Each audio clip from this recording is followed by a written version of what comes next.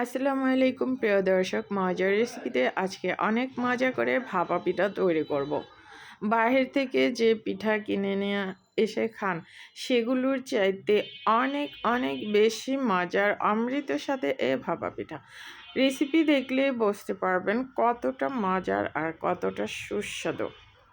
বাহিরে যে পিঠা কিনে খান আপনারা একটু কষ্ট করে ঘরে সেম রেসিপি ফলো করে সবাইকে তৈরি করে দিবেন, দেখবেন খেয়ে এর স্বাদ বলতে পারবে না, বলবে বাইরে থেকে আর কিনে খাবো না, এই পিঠায় অনেক মজার অমৃত। এখন প্রথমে পুইন তৈরি করে নিলাম। পুইনে আটা লাগিয়ে নিলাম পানি দিয়ে পাতিলায়। আর এই যে চালের গুঁড়া করে নিয়ে এসছি, পোলার চাল, আতপ চাল আর ভাতের চাল একসাথে করে আমি এখানে নাজিশাল চাল দিয়েছিলাম 2 কেজি, পোলাওর চাল চিনি গুঁড়া 1 কেজি, আর এই যে দুধ আর আতপ চাল দিয়েছি 1 কেজি। দুধ আমি ঘন করে, অর্থাৎ আধা 500 গ্রামের একটু বেশি হবে, দুধ জাল করে নিয়েছি। আর দিয়েছিলাম দুধের ভিতরে 1 টেবিল চামচ ঘি দিয়ে এখন এই যে একটা মুষ্টি মতো হবে এরকম করে চালের গুঁড়াটা এই যে তৈরি করে নিলাম। দেখেন, দুধ দিয়ে আর একটু ঘি দিয়ে এটাকে তৈরি করবেন, খেতে অনেক মজার হবে আর খুব সুন্দর ফ্লেভার পাওয়া যাবে। আর পোলার চালের জন্য তো পিঠা খেতে অনেক সুস্বাদু, অনেক মজার। এখানে আমি নারকেল কুড়িয়ে নিয়েছি আর খেজুর গুঁড়ো ঝুরি ঝুরি করে কেটে নিয়েছি। এখন এগুলো চেলে নিব। একটা আমি প্লাস্টিকের এই যে দেখেন বালতি নিয়েছি, এটার উপরে একটা স্ট্যান্ড দিচ্ছি। এখন গুঁড়িগুলো চেলে নিতে হবে, বেশি ভিজাও করা যাবে না গুঁড়িটা, আবার বেশিও কিন্তু ঝরঝরে করে ফেলা যাবে না। যেন মুষ্টিটা এরম করতে হবে যেন চাপ দিলে আবার ভেঙে যায়, ঝুরঝুর করে ঝুরঝুরা করে করতে হবে। এখন এই যে চেলে নিলাম, এখন পিঠা তৈরি করব। পিঠার জন্য প্রথমে গুঁড়ি দিয়েছি, এরপর খেজুর গুড় দিলাম।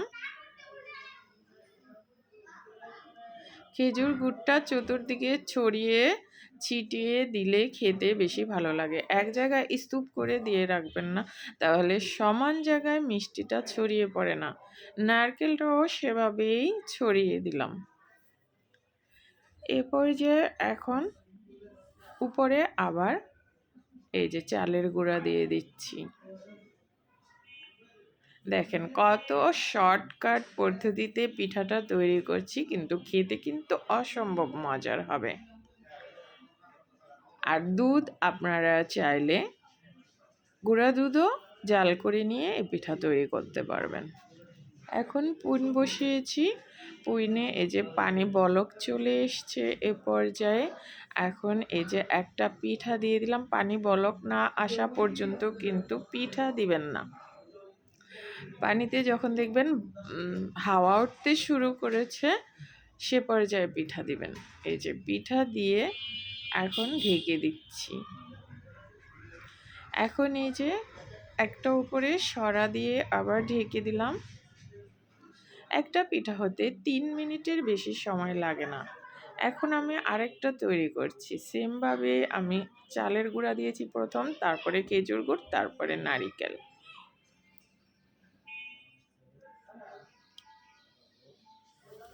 এখন আবার চালের গুঁড়া দিয়ে দিচ্ছি। দেখেন চালের গুঁড়াটা কিন্তু ঝরঝরে, আবার একটু ভিজা ভিজাও থাকবে, আবার একটু ঝরঝরেও হতে হবে। এখন এই যে পিঠাটা আমার হয়ে গেছে, 3-4 মিনিট লাগে একটা পিঠা হতে। দেখেন কত সুন্দর হয়ে গেছে পিঠা, সুস্বাদু মজাদার ভাপা পিঠা। দেখেন অনেক মজার। যারা ভাপা পিঠা খেতে পছন্দ করেন তারা আমার এই সেম রেসিপি ফলো করে তৈরি করে খেয়ে দেখবেন, এর স্বাদ মুখে লেগে থাকবে। একবার খেলেই বুঝতে পারবেন, না খেলে কিন্তু কখনোই বোঝা যায় না। চালের গুঁড়াটা অবশ্যই সুন্দর করে তৈরি করতে হবে। পোলার চাল দিতে হবে, ভাতের চাল দিতে হবে, আর আমি ভাতের নাজিরশাল চাল ব্যবহার করেছিলাম, চিনি গুঁড়া, পোলার চাল আর আতপ চাল। আর ভিজিয়ে চালটা 3 ঘন্টা 3 ঘন্টা 4 ঘন্টার মতো ভিজিয়ে রাখবেন, তারপরে ঝরা দিয়ে রাখবেন স্টেনে 2 ঘন্টা, তারপর চালটা গুঁড়া করে আনবেন। এখন এই যে আরেকটা পিঠাও আমি সেমভাবে দিয়ে দিয়েছি, এটাও হতে সেম সময়েই লাগবে।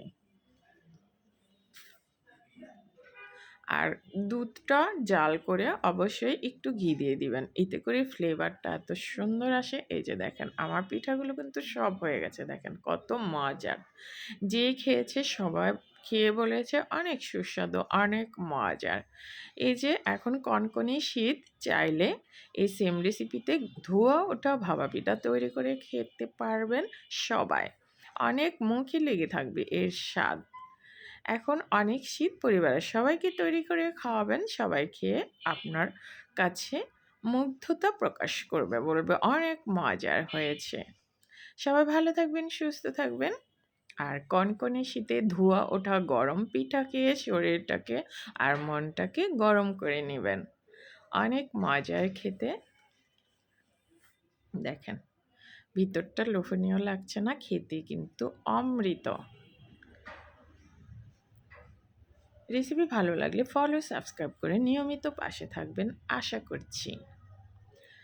আজকে তাহলে বিদায় নিচ্ছি, সবাই ভালো থাকবেন। এতক্ষণ ভিডিওটি দেখার জন্য সবাইকে ধন্যবাদ জানাচ্ছি। দেখেন চাপ দিলে মিলিয়ে যাবে এমন পিঠাটা হয়েছে, অনেক মজার। খেয়ে দেখবেন আর আমাকে জানাবেন আপনাদের কাছে কেমন লেগেছে। আল্লাহ হাফিজ।